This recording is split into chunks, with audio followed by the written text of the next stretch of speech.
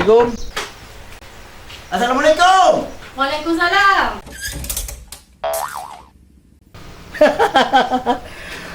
Hai. Watai ku gadana, uro datuk baja hitam, malam datuk baja hitam, warna hitam tapi datuk kata. Pudah nak mendukung pula. Hai Haji. Buat pandai baju lain. Long sampai baju yang aku pakai. Pernah nak belah lain? Hai. Kan kali ku belah orangnya watai dia belah aku tu yang kali. Nyampa jam TikTok yang lalu.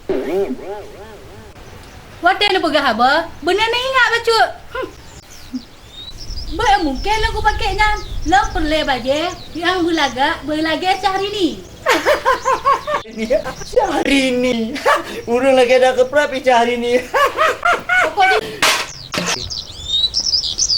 Punyan, benar. Benar. Kau dapatkan saya kagum perang promo. Tak punyan. Benar. Hai. Pakaian. Pakai putranya. Agak kau punya urusan bubul kau. Ni tu ni. Pakon karung promo no. Hai Joni. Awak ini untuk aku.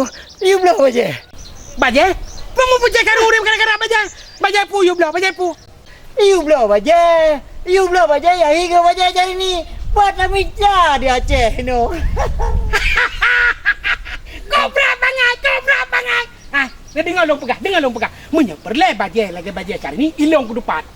Kan depan? Depan lah. Minyak kat depan parti long kaman lah rumah tangga. Kena awak ini lo ikut model-model tu lagi ya. Kau pun naik pap lah awak dia ni. Aku. Awak ini dulu lagi ya. tak you belah aja. Letak lah sah.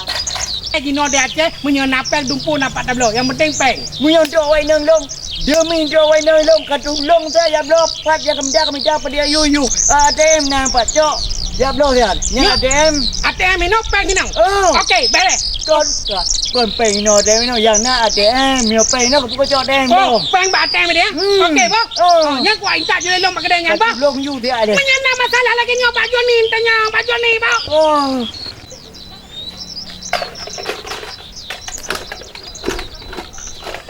Hai kak. Pusatnya era lum pakai ngapain saya? Hai, you belah baju. Hana you belah. Tapi baju orang pakai. Tanya kagak belum lah nalong pegah. Puhanan tupai ranu pakai saya. Topeng no balong, nyak long yak pelema kedai mi anak tupai gaknya memang ketuhatan. Orang anak pendidikan tentang fashion. Kan ya? Angkunya ha baju ni ha. Nyu baju aku belah TikTok yang kelikut. Ha baju ni ha. Drone ada tepat pakaian ni inang yang belah lagak-lagak. Puhanan tupat.